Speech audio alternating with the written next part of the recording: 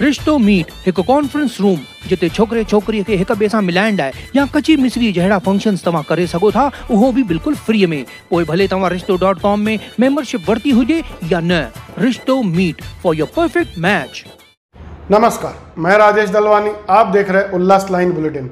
शहर की ताज़ा खबरें देखने के लिए हमारे न्यूज़ चैनल को जरूर सब्सक्राइब करें।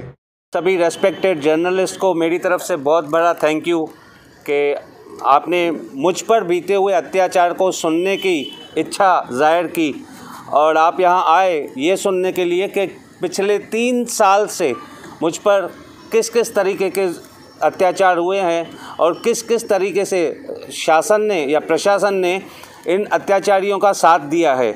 आप सबको मालूम है कि 3 साल पहले केस हुआ था, मेरी किडनैपिंग हुई थी, अटेम्प्ट टू मर्डर हुआ था, पूरी रात मुझ पर मारपीट हुई थी और उसके बाद 50 लाख की खंडनी मांगी गई थी, जिसका उल्लेख या पहले से ही आपको पता है कि ये चीज़ें हुई हैं। आज की जो कॉन्फ्रेंस है उसका मेन विषय ये है कि पुलिस ने जो चार्जशीट दायर की है इन आरोपियों के खिलाफ, 14 आरोपी के खिलाफ मेरी FIR थी, जिनमें से 3 को अरेस्ट किया गया। उसके बाद पुलिस का कहना है कि कुछ लोगों का अता पता नहीं है हमारे पास, जिनमें से आपको मैं पूरा नाम दिखा दूंगा। पहला नाम है संतोष पांडे, जिनका अता पता नहीं है। दूसरा नाम है ओमी कालानी और कमलेश निकम, जिनका पुलिस का कहना है कि हमारे पास इनका अता पता नहीं है। ये ऐसे लोग हैं जो उल्लासनगर में दिन रात खुलेआम घूमते रहते हैं अपने गुंडों के साथ। हर बच्चे को, हर किसी को इनका अता पता है। पुलिस सिर्फ एक किसी बच्चे से भी पूछ लेगी तो भी वो इनके घर तक, बंगले तक जाके पहुंचा देगा कि ये फला आदमी है, यहाँ रहता है। पर मेरी समझ में ये नहीं आता कि आखिर क्यों पुलिस इन आरोपियों को शय दे रही है, क्यों इनको बचा रही है। ऐसा क्या उनकी मजबूरी है, ऐसा कौन सा 100 करोड़ का उनका टारगेट है कि वो इन आरोपियों को बचा रही है। ना उनसे पूछताछ हो रही है, ना उनकी गिरफ्तारी हो रही है। इन्हीं आरोपियों का आज के टाइम पे पॉलिटिक्स में काफ़ी बड़ा दबदबा है, जिनमें से इनकी माँ और श्री ओमी कालानी की माँ पहले आमदार रह चुकी है। उन्होंने भी इस केस को इन्फ्लुएंस करने की कोशिश की थी, जिसका पत्र मेरे पास है कि मेरे बेटे का इसमें कोई हाथ नहीं है। हालांकि ओमी कालानी का मास्टरमाइंड होने का पूरा प्रूफ पुलिस के पास है। फ़ोन रिकॉर्डिंग्स हैं, गुड्डू राय की पूरी रिकॉर्डिंग है, दूसरी भी रिकॉर्डिंग्स हैं, CDRs हैं। उसके बाद भी पुलिस आज तक कोई कदम नहीं उठा पाई है। ये क्यों है और क्यों नहीं, मेरी समझ के बाहर है। आप लोग हैं, आप मदद कर सकते हैं मेरी। वो कुछ फुटेज दी गई है, वॉइस रिकॉर्डिंग दी गई है। हर एक रिकॉर्डिंग का उल्लेख हाई कोर्ट में दिया गया है, एक चीज़ पेपर पर लिखकर दी गई है। ये सब, ये जो आप देख रहे हैं, ये सब पूरा चिट्ठा एक ही केस के पीछे 3 साल मैंने अपनी ज़िंदगी के बर्बाद किए हैं। एक अच्छे खासे व्यापारी को इन लोगों ने भिखारी बना दिया और एक दलदल में जाके डाल दिया। आज मेरी जो कंडीशन है, ठीक है, वो देख लेंगे, लेकिन उनकी वजह से मैं कितना भुगत रहा हूँ ये आप सब लोगों के सामने है। 14 आरोपी थे, उनमें से सिर्फ 3 को अरेस्ट किया गया है और किसी को भी अरेस्ट नहीं किया है पुलिस ने। हालांकि उनके पास एड्रेसेस हैं और इन सब की एड्रेसेस कल मैं ऑन रिकॉर्ड CP को जाके देने वाला हूँ कि फला आदमी की फला एड्रेस है। उसके बावजूद भी वो कार्रवाई करते हैं कि नहीं, ये मुझे देखना है। इसमें से बहुत सारा ऐसे आरोप, मतलब जो मामले आरोप है, वो बोले कि इसमें हमने बेल लिया है, कोई में से मतलब छूट गए, ऐसा भी उनका मतलब कहना है। कुछ लोगों को बेल मिली है, ये बात सही है ना? कुछ लोगों को बेल मिली है, सनी तेलगर और हरदीप, इन 2 को बेल मिली है। गुड्डू राय को अभी अरेस्ट किया गया है, जिसके हाथ में गन थी उस रात, जिसने गन पॉइंट पर मुझे उठाया था और जिसकी रिकॉर्डिंग है गुड्डू राय की कि भाई इसको हम उठा के आए हैं, इसको ठोक दे क्या। अगर वहाँ से भाई नहीं करता तो मैं तो मतलब मारा गया होता। भाई के ही इशारे पर मुझे उठाया गया। वो भाई है ओमी भाई। बंगले पे लेके आओ, कल बंगले पे बात करेंगे, पूरी रात इसको बिठाओ। ये भी कन्वर्सेशन उस रिकॉर्डिंग में है। पहले सबके पास रिकॉर्डिंग पहुंच चुकी है, मेरे पास ऑन पेपर भी वो चीज़ें हैं रिकॉर्डिंग की, क्या क्या कन्वर्सेशन हुई है। पूरे मामले में पुलिस का क्या कहना है?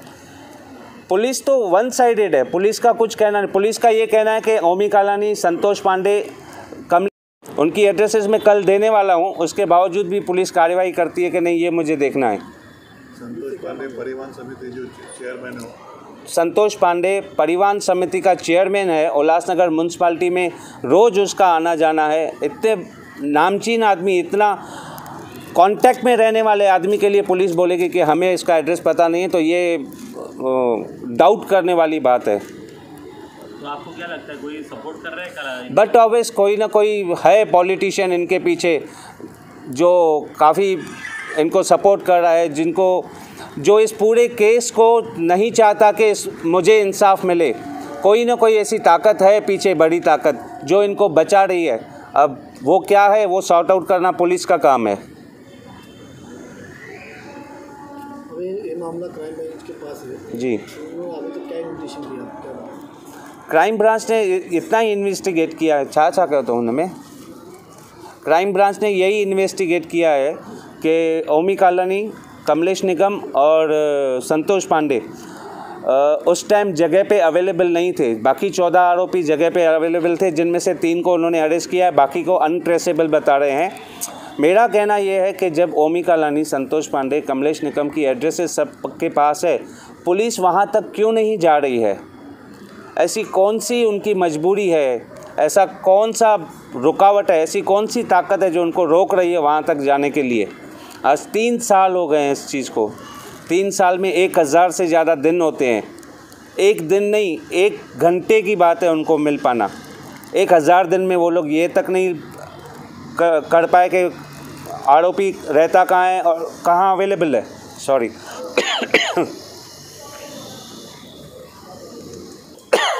सॉरी रोज़ अवेलेबल है उनकी बाइट्स मीडिया में, कमलेश निकम की। जी, टीम ओमी कालानी का प्रवक्ता है। आज भी आप उल्लासनगर सेंट्रल हॉस्पिटल के बाहर जाएंगे तो जो मुख्य आरोपी सबसे पहले पकड़ा गया था, सनी तेलगी, बहुत बड़ी होर्डिंग उसकी काफ़ी रेस्पेक्टेड नाम से लगी हुई है। अब अगर ऐसे गुंडे इस तरीके की होर्डिंग्स लगाएंगे, पब्लिक पे उनका क्या इम्प्रेशन रहेगा? या मैं इंडिविजुअल, मैं क्या सोचूं? इतने बड़े गुंडे की इतनी बड़ी रेस्पेक्टेड होल्डिंग लगाने दे रही है म्यूनसिपाल्टी या पुलिस या कोई भी, तो हम तो मतलब इंसाफ की क्या उम्मीद छोड़ दें? हम छोड़ दें ये सारे चिट्ठे, या जीना छोड़ दें हम लोग, या आस छोड़ दें कानून से? पहले सुनते थे पुलिस बिकती है, क्या आप जज भी ये सोचें? हम कहाँ जाएं, किसके पास जाएं? आप लोग हैं, मेरी आवाज़ उठा सकते हैं। आप लोगों से विनम्र विनती है, आप मेरी आवाज़ को उठाइए, हेल्प कीजिए मेरी। अकेला मैं लड़ रहा हूँ 3 साल से, कोई हर हासिल नहीं है।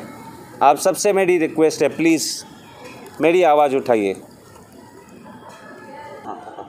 ये लेटर माननीय प्रधानमंत्री जी, गृह मंत्री जी, हमारे सीपी, डीसीपी, एसीपी, हमारे लोकल एरिया के आमदार, इन सबको मैं लेटर देने जा रहा हूँ, जो मेरे साथ आप बीती हुई है और जो 3 साल से मैं भुगत रहा हूँ। ये मेरी दरख्वास्त उनके पास जाने वाली है। इन गुंडों की गुंडागर्दी यहाँ तक नहीं रुकी कि सिर्फ मुझे उठाया और खंडनी मांगी।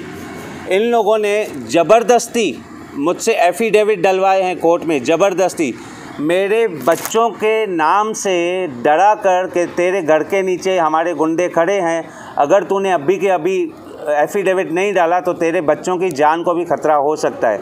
उसके अगेंस्ट भी मैंने ये कंप्लेंट डाली हुई है महात्मा फुले पुलिस स्टेशन में कि मुझसे ये चीज़ें ज़बरदस्ती करवाई गई है। उन गुंडों का इतना मन बड़ा हो चुका है कि उनको कोई किसी चीज़ का डर नहीं, ना प्रशासन का डर है, ना इंसानियत का डर है, ना ही भगवान का डर है, किसी का भी डर नहीं है। वो जो चाहते हैं जब चाहते हैं कर सकते हैं। ये उसका प्रूफ है जो मैंने अर्जी दी है। कौन से कितने को बेल मिली है और कितने अंदर है? इसमें 9 आरोपियों के नाम हैं और इसके अलावा 4 से 5 अलग आरोपी हैं जिनके नाम मैं आपको बता देता हूं। सबसे पहले नाम है सनी राजू तेलकर, जिसको पुलिस ने अरेस्ट किया था और इसको बेल मिली हुई है। उसके बाद है हरदीप कमलजीत सिंह उर्फ विकी पंजाबी, इसको भी पुलिस ने अरेस्ट किया था, इसको भी बेल मिल चुकी है। अभी रिसेंट जिसने गन पॉइंट पे उठाया था गुड्डू राय को अभी रिसेंटली पुलिस ने अरेस्ट किया है, उससे पूछताछ चालू है। विजय शिंदे ये एक नाम था उस रात मेरे साथ मारपीट करने में।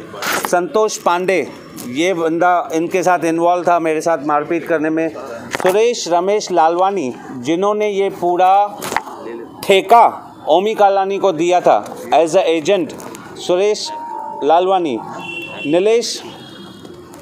नीलेश दोषी अहमदाबाद का व्यापारी है, इसने भी ठेका दिया था ओमी कालानी को मुझे अरेस्ट करने का, मुझे उठा के और मारने का।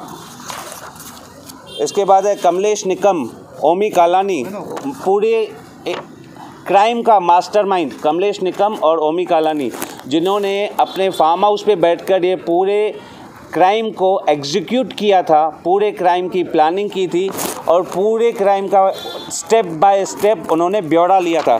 इसके अलावा 4 से 5 और आरोपी हैं, टोटल मिलके 13 से 14 आरोपी हैं इसमें, जिनकी सीसीटीवी फुटेज भी पुलिस के पास अवेलेबल है।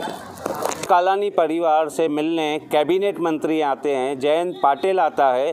क्या पुलिस को उनकी एड्रेस नहीं पता? क्या उनको ये नहीं पता कि वो कहाँ बैठा है? पर इनको शय दी जा रही है, इनको बचाया जा रहा है। यही मंत्री इन चीज़ों के पीछे हैं, इनको बचाने के पीछे हैं। यही मंत्री हैं जिनकी वजह से मुझे न्याय नहीं मिल रहा है। आज मैं अकेला नहीं हूँ, ऐसे मेरे साथ कई सारे लोग हैं जो अन्याय के मारे हैं। लेकिन आज मैं ओपन प्रेस कॉन्फ्रेंस में ये ऐलान करता हूँ, अगर मुझे न्याय नहीं मिला तो मैं अपने आप को ज़िंदा नहीं रखूँगा, मैं अपने आप को मार दूँगा। और इसका पूरा जो इल्ज़ाम होगा, जो रेस्पॉन्सिबिलिटी होगी, वो इस परिवार और इस प्रशासन की रहेगी। कैबिनेट मंत्री जितेंद्र आव्हाड जो आजकल ट्वीट कर रहे हैं कि यह कालानी परिवार ही एनसीपी को संभालेगा, मैं ये पूछना चाहता हूं, क्या ऐसे आरोपियों और ऐसे गुंडों के हाथ में आप सत्ता देना चाहते हैं? सनी तेलकर जिसने मेरी किडनैपिंग में इन्वॉल्व था, जिसने चाकू की नोक पर मुझसे 50 लाख मांगे थे, उसको विद्यार्थी सेल का अध्यक्ष बनाया गया है। क्या ऐसे लोग शासन चलाएंगे? क्या ऐसे लोग हमारे बच्चों को और हमारे समाज को शिक्षित करेंगे? ये सोचने वाली बात है, ना सिर्फ मुझे, पर मैं तो पब्लिक से भी आह्वान करता हूं कि आप भी सोचिए कि हम किस रास्ते जा रहे हैं या हमें किस रास्ते ले जाया जा रहा है। उल्लास लाइन बुलेटिन को सब्सक्राइब करें, बेल आइकॉन दबाएं और देखिए उल्लास लाइन बुलेटिन की न्यूज़ सबसे पहले आपके मोबाइल पर।